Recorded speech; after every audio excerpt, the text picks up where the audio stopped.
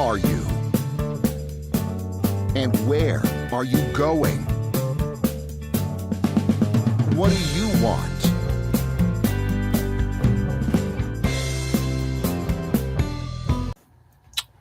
Hello and welcome to People Making Money.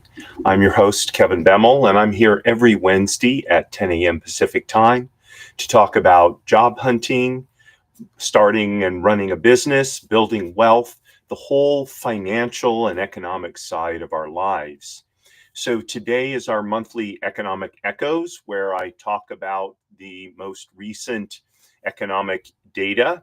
Now, if you listen to other business podcasts, as I do, whether it's Bloomberg or it's the Wall Street Journal or Barron's, you know, at least some of what I'm going to talk about won't be news, because they have been on top of especially the inflation data in anticipation of the meeting that's happening today of the Fed Open Market Committee to decide, ostensibly if there's going to be a cut in the federal funds rate, and if so, how much.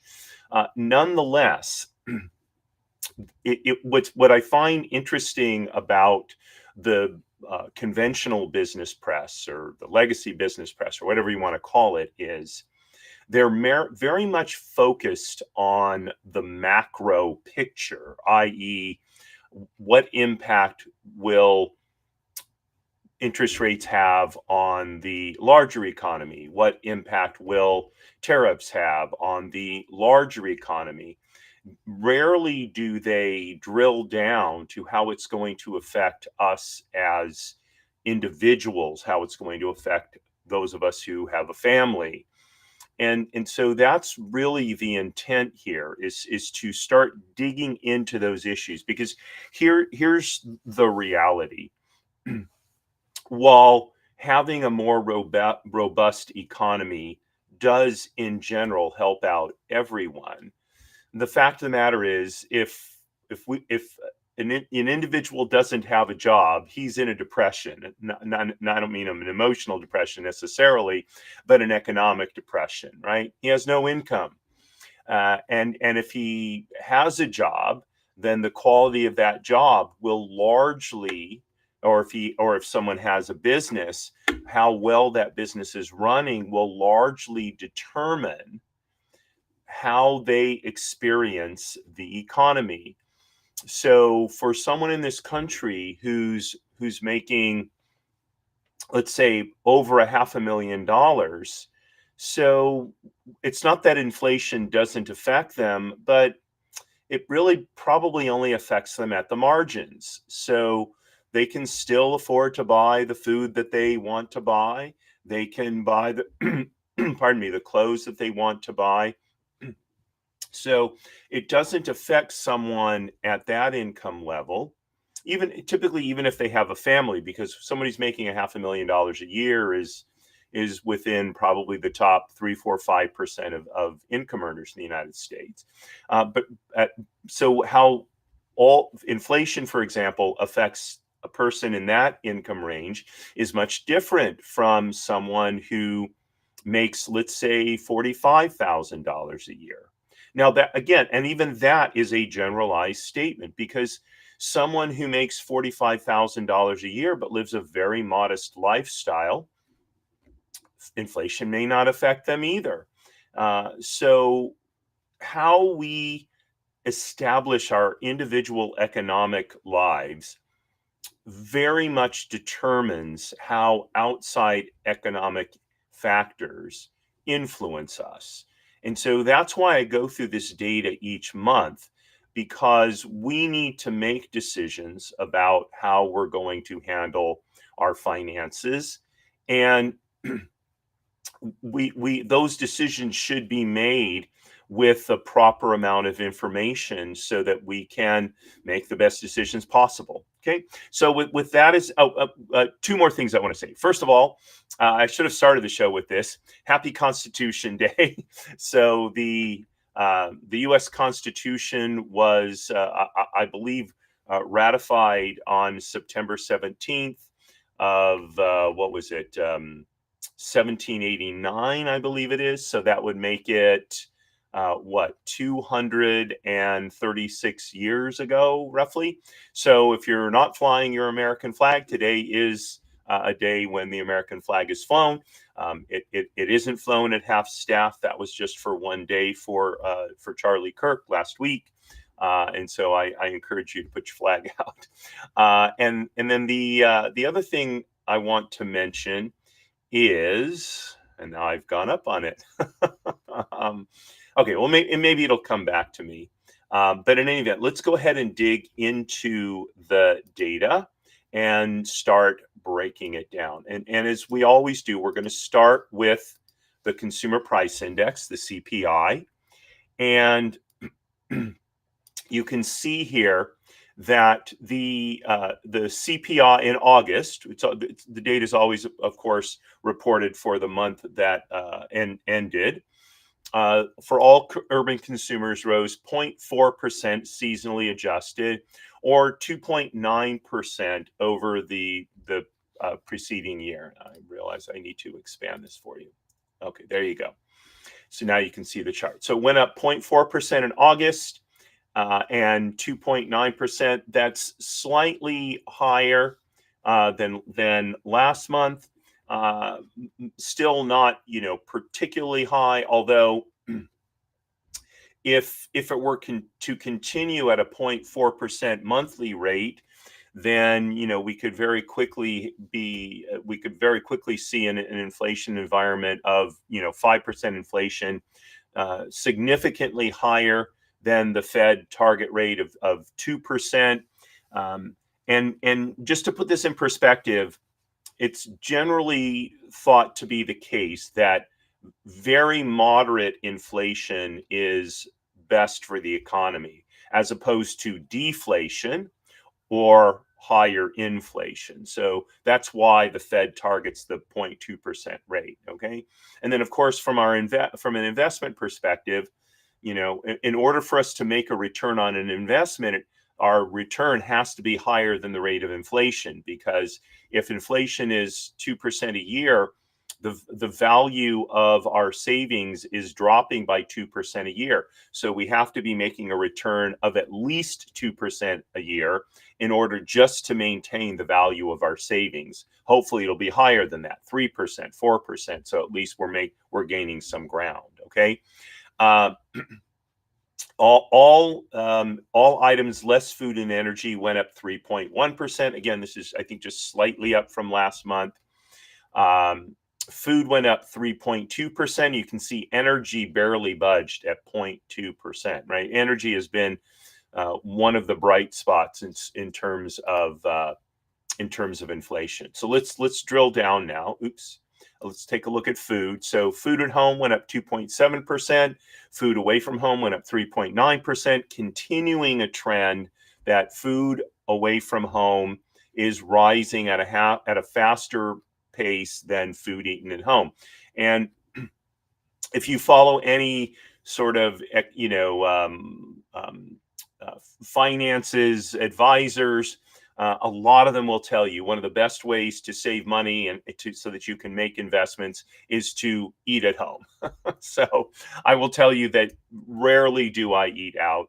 It's an expensive proposition, especially if you keep kosher like I do. Okay, so food at home, as has been the case for a long time now, proteins, meat, poultry, fish, and eggs went up at a very, significantly higher rate than other foods, 5.6%, followed by non-alcoholic beverages, which went up 4.6%. Presumably that's things like soda pop and energy drinks and those kind of things. While we have to have protein, these are expendable, and if like me, you don't drink soda pop and energy drinks and such, right? So, and if you don't eat a lot of meat and poultry, so you're experiencing food inflation at a lower rate. And indeed, if you're feeling pinched because of the cost of food, one option is, first of all, to give up, non-alcoholic beverages. Drink water and drink alcoholic beverages. Right? I drink wine, spirits, and switch from animal-based proteins to vegetable-based proteins. So fruits and vegetables went up only 1.9%. So things like beans, lentils are good sources of protein. Dairy and related products went up only 1.3%. So cottage cheese, I've heard, has become a very popular food. I've always liked cottage cheese.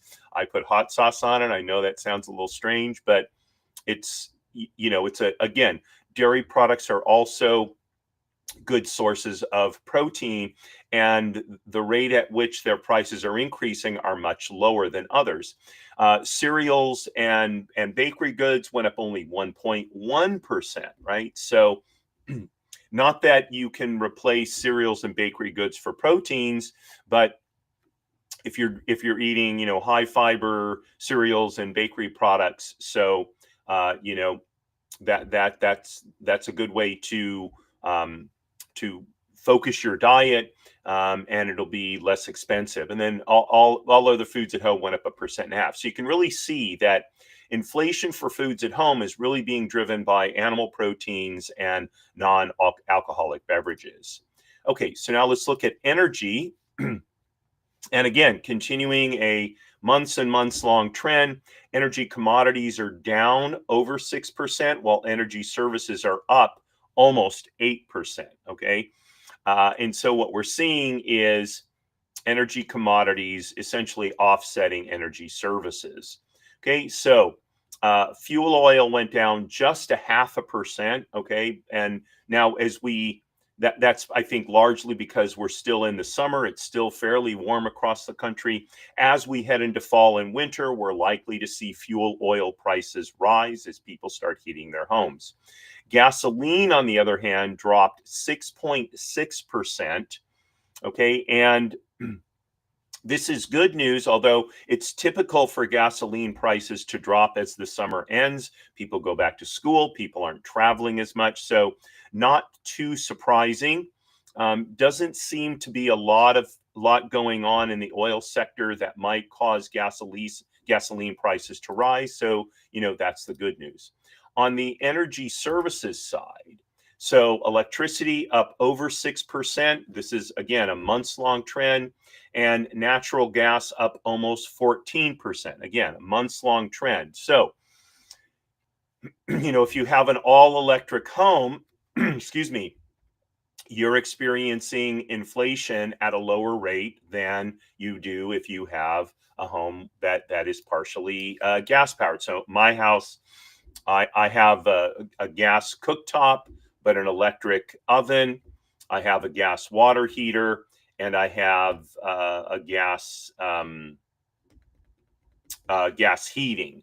Right. So in theory, it's more expensive for me to run my home, but in reality, I find my natural gas bill is typically around $20 a month. Maybe electricity would be for the same uses would only be $10 or $15 a month. But again, the fact that natural gas is going up so quickly, unless you live in a very cold region where you have to heat your house in the wintertime, for those of us who live in a pretty warm climate like Southern California, the cost of natural gas going up, it may only add a couple of dollars to our, monthly natural gas bill. And so that may not be a particularly, onerous situation. Okay, and then all other items, less food and energy. So commodities went up by only 1.5%. Services went up by 3.6%. So looking at the commodities, you can see the two big gainers are used cars and trucks. So, if you didn't buy a used car or truck last month, you didn't experience inflation at as high a rate. And if you don't smoke or use other tobacco products, which went up over 6%, again, you're experiencing inflation at a lower rate. even if you bought a new car prices went up only 0.7%, right? Apparel barely budged, medical care was zero, and even alcoholic beverages went up less than 2%, right? So you can see it was a couple of big ticket items that were driving um, the increase in the commodity side of prices, less food and energy. You'll note, by the way, that things that we would think would be affected by tariffs, apparel, a lot of which comes from overseas, even though it may be made by American companies, it's sewn overseas, China in particular, Vietnam, Turkey, and new vehicles. Whatever impact the tariffs are having, it looks like for now at least, they're being absorbed by the companies rather than passing them along. Even with alcoholic beverages, again, at least some of which comes from overseas, whether it's wine from Italy, Spain, France, or Scotch whiskey, pardon me, the impact of tariffs right now seems to be fairly muted. Now, if you've been following the news, so you've heard that a court declared the imposition of the tariffs under the justification that President Trump used was illegal. That, of course, is not the end of the case. That's being appealed. It will almost for sure go to the Supreme Court for some kind of adjudication. Having said that, I've listened to a number of commentators on this issue, and even if the president's current justification for the tariffs is held by the Supreme Court to be illegal, there are other laws under which the president can impose tariffs. And I would say it's likely that the administration is reviewing those options now so that if they lose at the Supreme Court level, they can immediately pivot to using these other laws. So I don't think we're going to see a roller coaster economically because of tariffs where, they go up. But then they're declared illegal, and so then they all go away, but then they go up again. I think we're going to see, in terms of the level at which tariffs are set and how they're dealt with by governments and companies, it's probably going to stay fairly consistent here on out. The issue is the legal wrangling that's going on and all of that will happen somewhat behind the scenes. Okay, it doesn't appear, by the way, that the administration is going to go to Congress to get congressional authority for the tariffs. I would imagine that there's a concern that there isn't enough support in Congress for that. However, after the midterm elections, depending on how those play out, if Republicans gain more seats and more congressmen who who want to follow the economic agenda being set by the Trump administration, so then at that point, perhaps we'll see the administration seeking actual congressional authority for the tariffs regime that they're working on, and then at that point we'll have a very good sense of how all this is going to play out. I think volatility at that point, well, volatility is always an issue, but not the kind of higher volatility that we saw the first part of this year. So that is the inflation picture. Okay, next, let's look at, pardon me, let's look at current real earnings for employees on private non-farm payrolls. Okay, so for August, okay, the real average hourly earnings went down by a penny. Okay, so a de minimis result. The real average weekly earnings went down by about $1.50, $1.40, $1.50, right in that range. Okay, again, they both went down by 0.1%. Okay, now I don't want to say that's absolutely meaningless, but it is pretty much unchanged, and you can see that for the last 3 months, real average hourly earnings and real average weekly earnings have been around the same level. They've been pretty flat. Now, and what that means is essentially people are essentially keeping pace with inflation, but they're not gaining any ground. Okay, now average weekly hours worked. Here we go. Here we go. They've been consistent at 34.2 hours. Okay, so that hasn't changed. So the minor changes in earnings are really due to the hourly or weekly salaries that people are getting, or even the monthly salaries, and how that's being impacted by inflation. So you can see that average weekly earnings, okay, went up 0.3%. Okay, and the reason that average weekly earnings went up 3%, but real average weekly earnings went down 0.1% is average weekly earnings are not just adjusted for inflation. So it's really these top numbers that we want to look at, because those are the inflation adjusted numbers. Now, again, having said that, how we each individually experience inflation, that will have an impact as to whether we feel that we're gaining ground or not. But I think overall, I doubt that too many people are feeling like, wow, I'm really gaining ground, unless you got a pretty significant, increase in salary. Okay, so that is the earnings picture. Okay, next, let's look at the civilian unemployment rate. Okay, all right. So we can see that the unemployment rate in August ticked up 0.1% from June.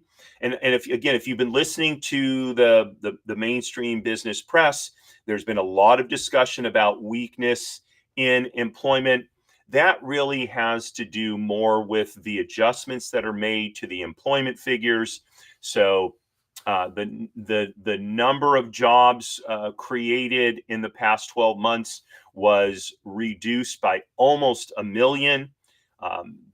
While it's typical for the jobs figures to get adjusted because of the different data sources that the Bureau of Labor Statistics use, a downward adjustment of 1 million jobs is significant. Okay, and so as the Fed is meeting today, presumably that's going to be one of the issues that's discussed.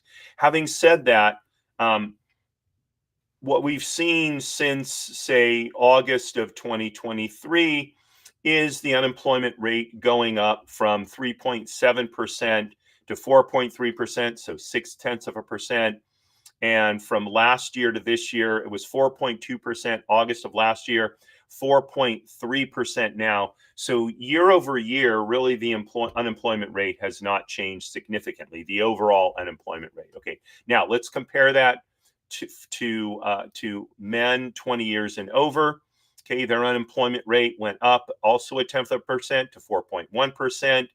And that compares to 3.9% a year ago, and that compares to 3.6% 2 years ago. Okay, so there's no doubt that over the past 2 years, unemployment has gone up around 0.5%. But in the last year, it really hasn't, changed a whole lot. Okay, so that's for men. Now for women.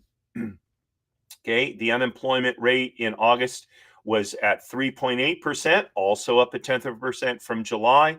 From a year ago, okay, 3.7%. So it actually went up 0.1% from a year ago.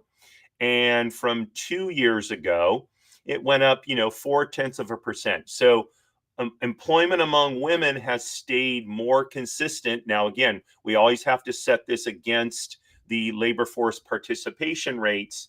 But again, we're seeing about 0.5% higher inflation over 2 years ago, and just a de minimis amount of higher inflation over a year ago. And then looking at teenagers, okay, so unemployment among teens is at 13.9% in August. That's down from 15.2% in July. Not sure why that is. I suspect it's because of teens leaving the workforce to go back to school. Okay. So it's not that there were a whole bunch of teens employed. It's probably much more likely that a lot of teenagers left the job market, and that's what caused the unemployment rate to decline. And that's always the question. Why does the unemployment rate go up or down? There's two things that drive it, that drive the unemployment rate. One is people finding or losing jobs. The other is people entering or leaving the workforce. Both of those can affect the unemployment rate. Okay, so among white Americans, so unemployment in August, 3.7%. That is unchanged from July. Looking back to last year, it's basically on par with last year. And looking at a year ago, it's up about 0.3%. Okay, that's among white Americans. Among Black Americans, so unemployment is at 7.5% in August. That's up from 7.2% in July. And you can see there's been a big increase in unemployment among Black Americans, 6.1% a year ago versus 7.5% now. Okay, big change. 2 years ago, it was at 5.3%. So we're seeing over a 2% increase in unemployment. Again, I can't say that yet until we look at the next slide on labor force participation, whether that's due to more Black Americans coming into the workforce or more of them losing jobs. So stay tuned for that. Okay, Asian Americans. What do I need to take out here? Okay, here we go. Okay, Asian Americans unemployment rate in August, 3.6%. That's down slightly from, down 0.3% from July. Okay, in terms of last year, it's also down from 4.1%. So Asian Americans year over year are doing better. However, it's still about 0.5% higher. Actually, it's almost a full percent higher. No, right, 0.5% higher. Sorry, 0.5% higher than it was 2 years ago. So that seems to be the trend. And then finally, for Hispanics, so the unemployment rate in August, 5.3%, up from 5% in July, and from last year about even, and from 2 years ago, up about what, 4.4%, 0.5%. Okay, so pretty much across the board, we're seeing 0.5% higher unemployment rate from 2 years ago. Okay, except among Black Americans, where it's considerably higher, over 2% higher than 2 years ago. Okay, so is it because people have lost jobs, or is it because people are leaving the labor force? Okay, and here we go. Let's see, from July to August, labor force participation went up 0.1%. Okay, however, let's see. So, and then year over year, okay, labor force participation is down. Okay, so it was 62.7% a year ago. It's at 62.3%. So it's down about 0.4%. Now, from 2 years ago, okay, it was at 62.8%. And it's at 62.3. So one could, and this is borne out by something I heard this morning, that in the last year or two, there hasn't been a lot of firings, but there hasn't been a lot of hirings, especially the last year or so. It looks like most of the decline in most of the, well, I'm sorry. Let me start over again so I'm not confusing you. Okay, so labor force participation is down by 0.5%.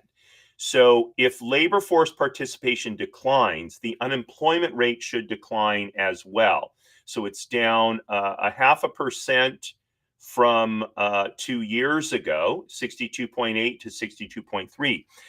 That should indicate that in fact the unemployment rate should be lower now than 2 years ago because people have left the job market, so there's fewer people searching for jobs. Nonetheless, unemployment is up by 0.5%. So despite what I heard this morning from one of the pundits to whom I listened, that there hasn't been a lot of hiring and firing, indeed employment has declined by about 1% overall, 0.5% due to people leaving the workforce, and another 0.5% higher number of people not having jobs. Okay, so the jobs picture is weakening for sure.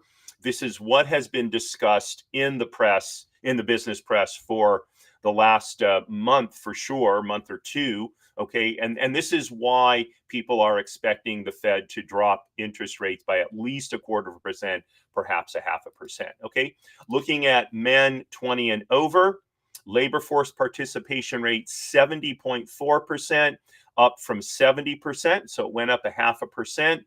It's pretty much on par, I think, with 2 years ago. And it's pretty much, and it's on par with, it's pretty much on par with 2 years ago and a year ago. Okay, so not a big change in the labor force participation rate among men. And I think that's pretty much so for women, labor force participation rate, August of this year, 58.4. That compares to 59.1, so down 0.7% from a year ago. And it's also down by 0.7% from 58. Here we go, down 0.5% from 2 years ago. So again, we're seeing that unemployment has increased among women, even as labor force participation has declined. Okay, and then for teenagers, so labor force participation is at 34.8% as of August, down from 35.1%. So it did go down 0.3%. That, oops, wait, let's look at July. There we go. No, it just went down 0.2% from July. So the decline in teen unemployment would appear to be because of teens finding jobs. Okay, so it appears to not be from teens leaving the labor force. Even as of July, their labor force participation rate was 35.1%. I'm sorry. Even as of June, it was 35.1. So it hasn't changed that much June through August. Okay. There was a steep decline starting in February through June. So, it looks like more teens are working. Okay, among white Americans, so labor force participation rate 61.8, down 0.2% from last month, and down about 0.5% from a year ago, and down about what? Let's see. Here we go. So okay, so down 0.7% from 2 years ago. Okay, so labor force participation among white Americans, it's definitely on a downward trend. Among Black Americans, okay, and here we have the explanation for why labor force for why unemployment went up for Black Americans. So in July, labor force participation was 61.6%. It went up in August to 62.6%. So it went up a percent, which is about the rate at which unemployment increased. So it looks like the unemployment rate increase among Black Americans is because more Black Americans are entering the workforce.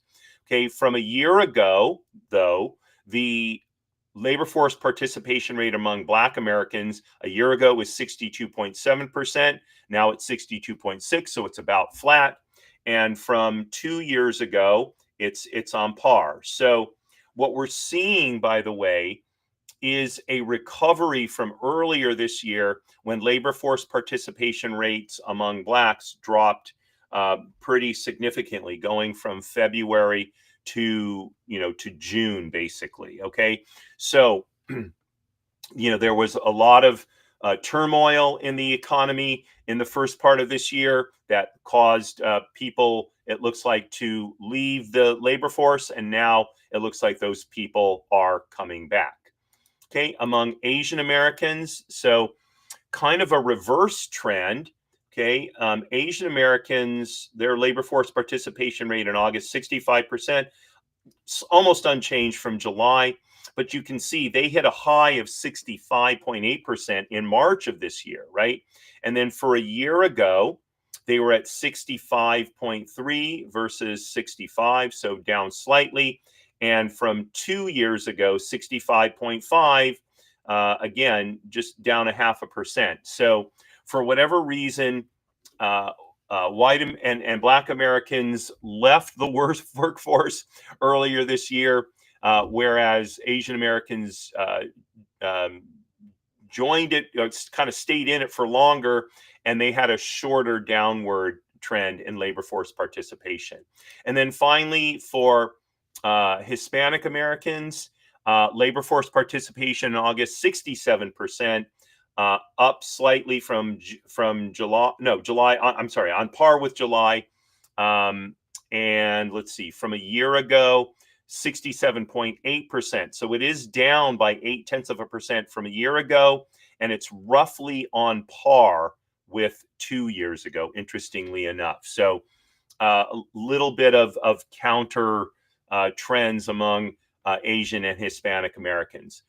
Overall, though, and this is what's important, is go back to the total.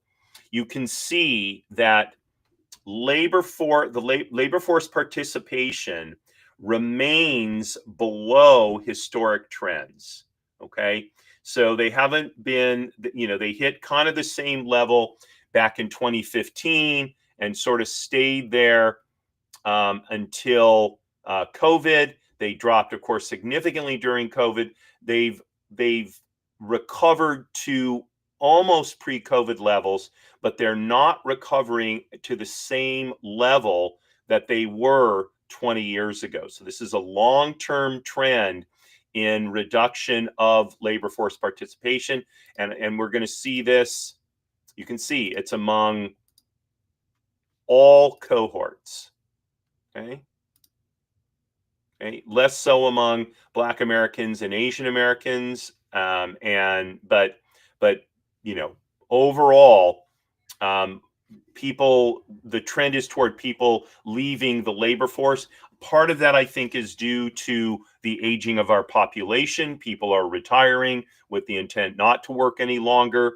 We're seeing less immigration into the country, legal immigration, that is, as well as, of course, illegal immigration. And that too is reducing. More recently, that would tend to reduce the labor force participation rate. Okay, so what are we going to do as a society? Well, we're going to have to replace workers with automation, robots, AI. We're going to have to make each individual worker more productive. Now, for the average worker, that's a good thing, because as workers get more productive, they make higher incomes, right? Okay, now let's look at employment by industry. So, as has been the trend now for quite some time, for the last several months. Okay, highest gain in jobs is in private sector education and health services, and you're going to see, I suspect, that this is driven primarily by health services, which are a lot of which are funded by government spending. Okay, the other big gainers, leisure and hospitality, that's been typical, and retail trade. The biggest losers are government. The trend has been that the federal government is shedding jobs, even as state and local governments hire people. Business and professional services decline, wholesale trade decline, manufacturing decline, construction and mining, all these declined. Now, there has been a lot of talk about increases in jobs in manufacturing and about a big increase in construction of manufacturing plants. I think there's maybe a lot of planning going on, but in terms of groundbreakings that are creating jobs in construction, completed plants that are creating jobs in manufacturing, those have not started yet. And I had a rather heated argument with a friend of mine yesterday about this. He's absolutely convinced that manufacturing jobs and construction jobs related to the reshoring of manufacturing are happening even as we speak. But if we look at the 6-month trend, even the 6-month trend shows losses in manufacturing jobs and little change in construction jobs. Okay. The 12-month trend, okay, which overlaps the Biden administration, the Trump administration, just does show construction jobs increased, but those construction job increases happened essentially prior to President Trump taking office, and manufacturing jobs still declined almost 80,000, okay, over the previous year. So while it may be that as time goes by, we'll see these two trends change, okay, and in particular, we may see construction change if the Fed lowers interest rates and then people can find that homes are more affordable and they start buying homes. We might see construction pick up in the home sector. These two sectors have not seen job growth, with the exception of construction in the kind of latter half of last year. Okay, so now let's dig down into some of these sectors. Okay, and as I mentioned, healthcare and social assistance are really where job growth is in this sector. Private education was basically unchanged. Okay, and you can see across all sectors in healthcare and social assistance, with the exception really of vocational rehabilitation services. So jobs are increasing. These are almost all driven by state government spending. Okay, and that's why if we go down here and look at government, you'll see, well, federal government dropped jobs. So did state governments, interestingly, but local governments increased jobs, but not enough to offset federal job and state government job losses. So you can see federal jobs, except the Postal Service, dropped 11,000. The Postal Service dropped over 3,000 jobs. And then on the state level, we can see that both education and state government, excluding education, declined. Okay, so states are shedding jobs. And then on the local level, so local government education increased. That shouldn't be surprising. School was starting up, and so teachers were being hired. Teachers and other people, who help run schools were increasing. But local government, excluding education, also gained net 2,000 jobs. So the reason government declined in this past month had to do with both the federal and state governments shedding jobs. Okay, so all right. Let's look now at leisure and hospitality. Well, actually, let me go back to something here for a second. Okay, so where I suspect jobs are increasing. So while these jobs are in private sector health and social assistance, okay, the money for these jobs is generally speaking coming from government spending. So in essence, it may be that the government is sort of outsourcing its job increases at the state level. Okay, that's something to consider. Okay, leisure and hospitality, both arts, entertainment, and recreation saw jobs increases over 14,000. Accommodation and food over 13,000. Okay, across all sectors now we're seeing increases, although amusement, gambling, and recreation was the big gainer. Museums and historical sites actually saw a small increase. That's kind of been reversing a trend. Performing arts and spectator sports up 1,000. Again, not a huge increase, but otherwise job growth has been pretty soft in that area. Okay, food service and drinking places saw the biggest increase in the accommodation and food services, 11,000, but accommodations too went up about 2,000. So this is probably kind of a holdover from summer travel. I wouldn't expect to see the same kind of job gains next month. Okay, and then the other big gainer is retail trade. You can see it's kind of a mix with motor vehicle and parts dealers increasing, food and beverage retailers increasing, general merchandise increasing, clothing increasing, and sporting goods and musical instruments and stuff increasing, offset by building material and garden equipment suppliers, furniture and home furnishings declined, health and personal care retailers decline, and gasoline and fuel dealers decline. So it's a mixed bag, but overall, retail trade saw over 10,000 jobs increasing. On the downside, professional and business services, okay, management of companies and enterprises essentially unchanged.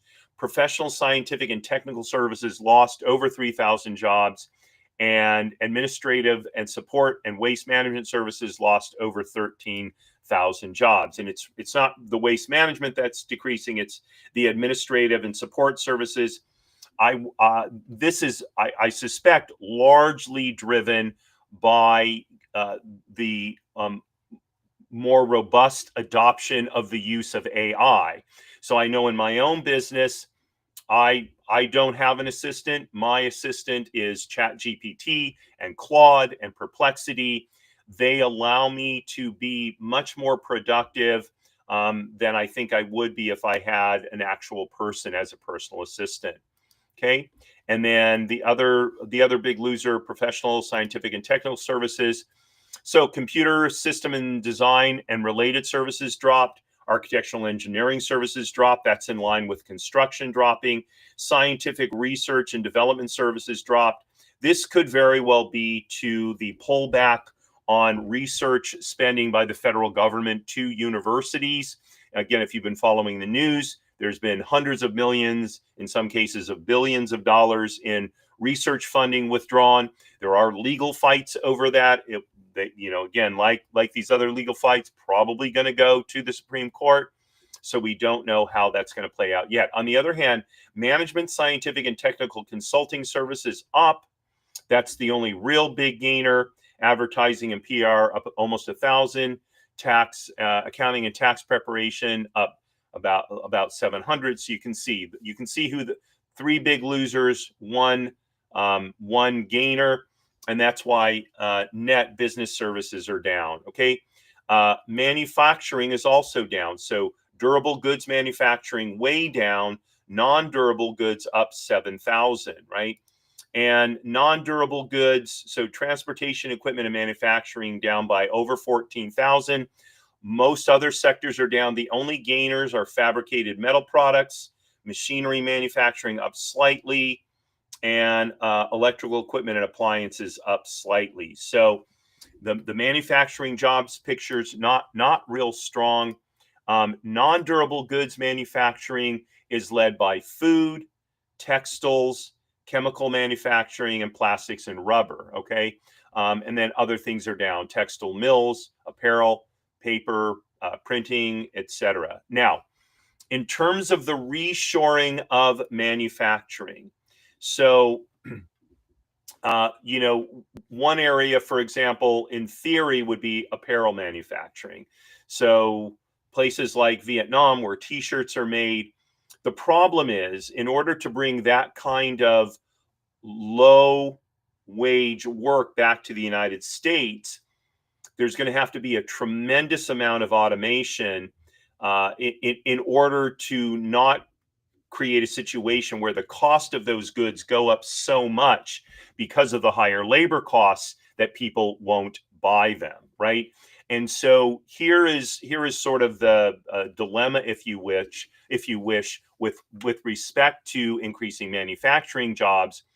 On the one hand, in theory, of course, they can come back, but the wage structure in the United States is so much higher than places like Vietnam, China, Turkey, Romania, where a lot of American clothing is made, especially sort of mid-priced clothing, that to bring that kind of manufacturing back to the United States is going to require a very high level of automation. Otherwise, the cost of mid-level clothing will go up quite a bit, and a lot of people will not buy it or even not be able to afford to buy it. So that's really the situation. Okay. And then finally, let's look at construction. Okay. So construction of buildings down, heavy and civilian engineering construction is up, specialty trade contractors is down. Okay. So both residential and non-residential construction is down. Okay. Belying the notion that there's been a huge increase in construction of manufacturing facilities. Specialty trade contractors, residential and non-residential, down. Okay, and heavy. So heavy and civilian engineering construction is up. That may be a sign that some of these manufacturing facilities are breaking ground, or are not breaking ground, but are imminently going to be breaking ground. But more likely, this is kind of infrastructure jobs, things like energy facilities and such. There is a big push on, especially among large technology companies, to increase data centers, to increase power generation.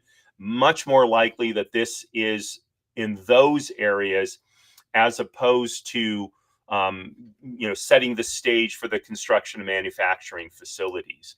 Okay, so there you have the employment picture, and if you compare it to the 12-month picture, you can see that the big changes are government employment, which now is negative as opposed to positive.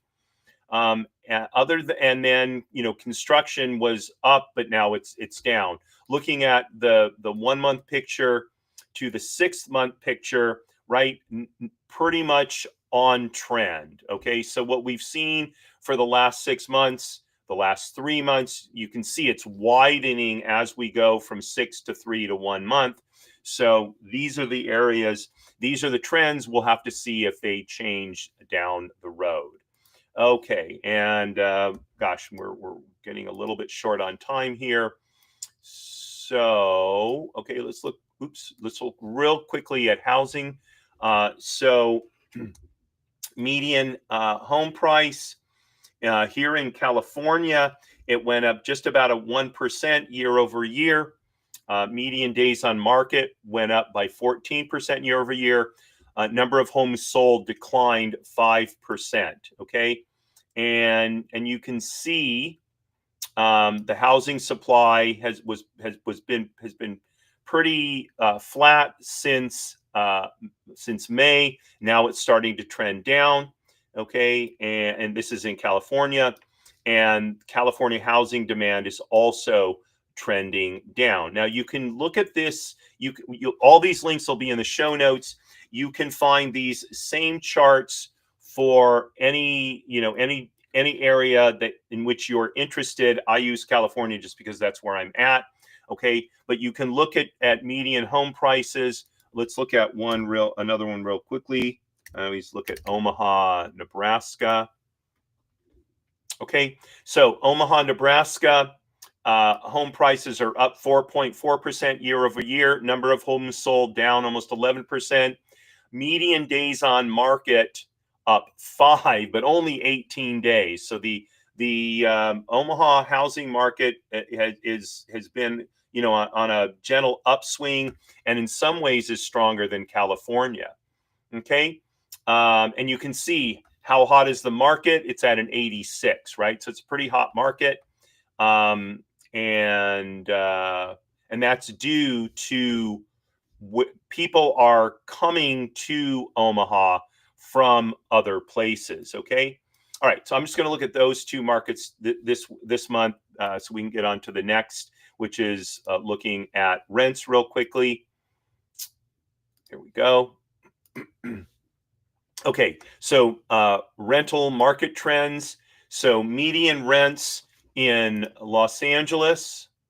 Okay. 0 month over month change, $5 year over year change. So they've been pretty flat now for a year. The market is warm. Okay, and you can look at various submarkets. This is true for any rental market. And then let's go back and let's see. No, they don't have Omaha. So let's find Omaha. Oops. Okay, so Omaha, Nebraska.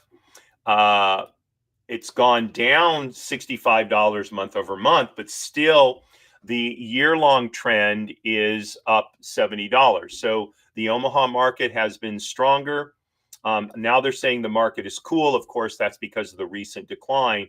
But the trend, I think, in the Omaha rental market is much like the housing market. I mean, the for sale housing market, because people are moving to Omaha, which helps out the rental market as well.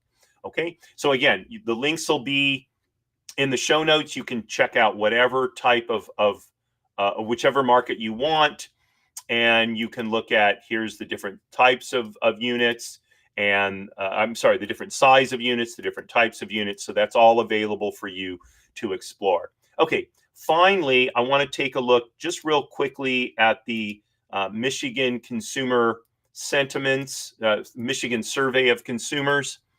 Okay, so first of all, I'm going to start by looking at current economic conditions. So the reality is, the survey of consumers as of September down slightly, okay, from August, and not down a whole lot from a year ago, down a couple of points. But what's interesting is current economic conditions, overall have been pretty steady. However, the index of consumer sentiment is down 21% year over year, and the index of consumer expectations is down over 30% year over year. So, what is driving this split between how people perceive their actual economic circumstances versus what they expect them to be in the future? And I will say that the drumbeat of negative economic news coming from the mainstream business press has been pretty severe over the last several months. Now, part of it is, I think, being driven by some of the president's actions with respect to trying to fire a Federal Reserve board member, and part of it is due to still the shaking out about what's happening with the tariffs. That's kind of on the one side. But on the other side, there seems to be a lack of recognition that, in fact, the economy really is not, it's not experiencing the volatility the last few months that it was the 3 months before that, when the tariffs first came in. So there's been a lot of stabilizing in the economy. And as I mentioned at the beginning, despite the sort of legal wrangling that's going on, that's unlikely to have much of an effect in terms of changes in economic policy. And so I think that we need to separate ourselves from what pundits are saying and look at our own situation. And what is our actual situation? What is the prospects for our continuing to be employed? What are the prospects for the success of our business? How is our spending going? Are we able to afford the things that we actually buy, as opposed to looking at the consumer price index for the entire country, right? And make our assessments not only of what's currently happening, which we I think most of us are doing that pretty accurately, but make our future assessments based on what we think our real prospects are, as opposed to what we're hearing in the business press. Let's be honest. The point of the business press is to get people watching and listening. Okay, and so they're not going to come out and say, not a lot of changes, everything's fine. Volatility has decreased, not a big reason for you to be concerned. They're not going to say that, because then you're not going to pay attention. You're not going to listen and watch. Okay. And so there's an incentive for them to have people come on and talk about the volatility, the uncertainty, all those kinds of things. But I encourage you to listen very closely to what the various pundits are saying, because oftentimes what I find is they start out talking about the uncertainty and the volatility, but then as they get deeper into what they're saying, they start taking back some of their earlier comments. Okay. And in some cases, the hosts will be sort of pushing them to emphasize uncertainty and volatility. And at that point, they'll actually start pushing back. And so if you are watching other business sources, I encourage you to listen with a skeptical and attentive ear, not just to the initial remarks, number one. And number two, really funnel your economic decisions through your own experience, because in the end, that's the most relevant for you. So I thank you very much for joining me today, especially my live viewers. Always good to know you're out there. This is my last show for this week, and so I'll be back next week with my regular slate of shows. So again, thank you very much for joining me. Wishing you a wonderful rest of the day and week, and signing off as I always do. Marie, darling, you are my bell. Courage at